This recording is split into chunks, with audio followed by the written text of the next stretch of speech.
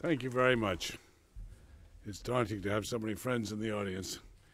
If I screw up, it's going to be serious. Occasions like this offer a good challenge to an author who has written an ambitious book, and I've done that. Explain it in 20 minutes, and oh yes, make it sound irresistible. I'll do my best. So Damn Much Money is my attempt to explain what happened here in our town, my hometown, in the last third of the 20th century and the first years of the 21st, when our politics descended into the toilet. I've used lobbying and the career of one interesting but little-known lobbyist, Jerry Cassidy, who Carla mentioned, a man who's accumulated a fortune of at least $100 million by playing the Washington game extremely well. I've used Cassidy and his career as a kind of governing metaphor in the book. It's one of two storylines that I've tried to weave together. The second one recounts how politics, as Carla just described, have been transformed by money and technology. Here's my argument in a nutshell. By the time the voters woke up in 2006 and 2008 and ended the Bush era, Washington was badly broken, a real mess. The mess took nearly 4 decades to create. It was a joint effort. Democrats and Republicans collaborated to create it. Over the last 40 years, I argue, American politics really were transformed.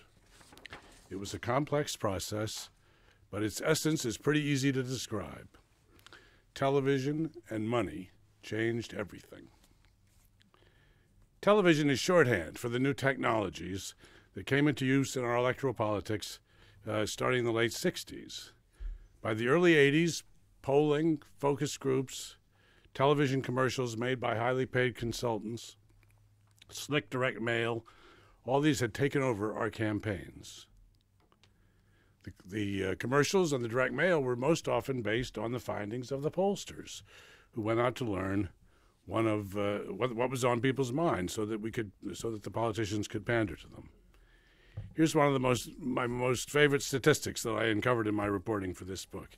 In 1989, several academics surveyed dozens of political consultants and asked them a simple question: what role did your candidate play in deciding what issues would be raised in his or her campaign?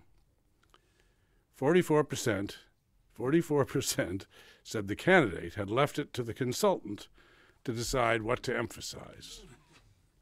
68% said the candidate left all the tactical decisions also to the consultant. Think about that. Here's another favorite from 1988. This came from a project that we did when I was the national news editor of the Post in the late 80s, and we did a project then. We realized that this new technology of politics had come and was really important.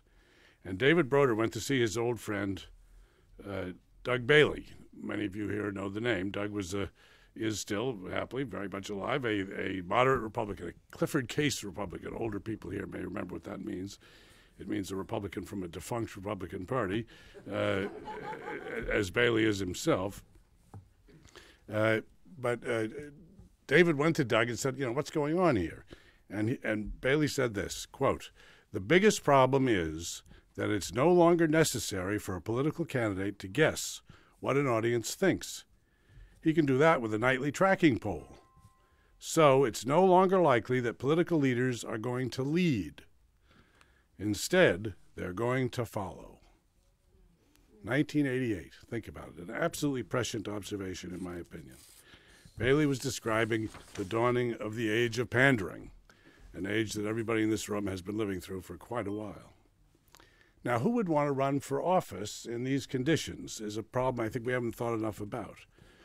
One obvious answer: attractive, well-spoken men and women who can raise the money needed to pay for the modern campaign, an amount that has gone up steadily every 2 years since 1974, and who are willing to and able to follow their pollsters' and consultants' directions.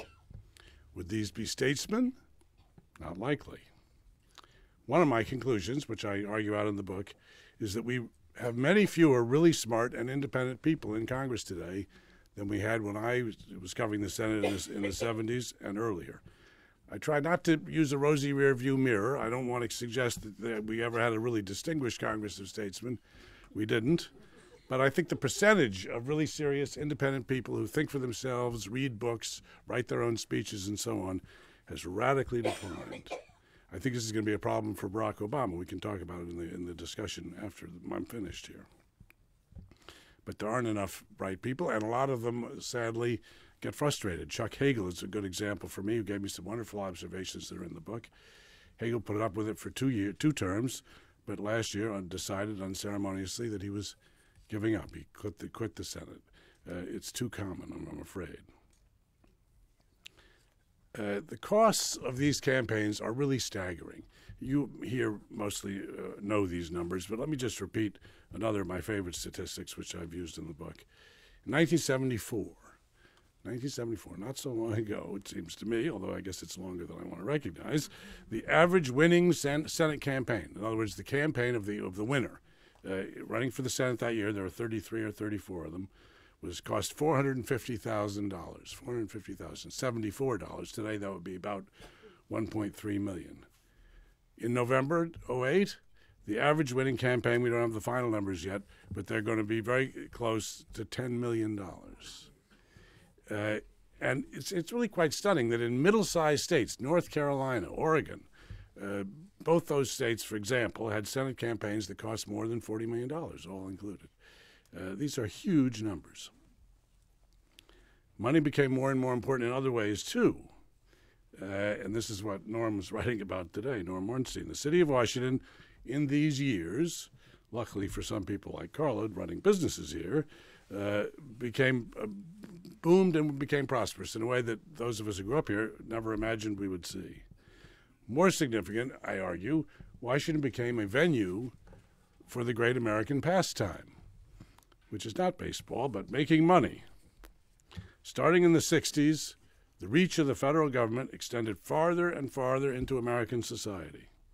More and more Americans realized that their own livelihoods, their own well-being could depend on decisions made in Washington.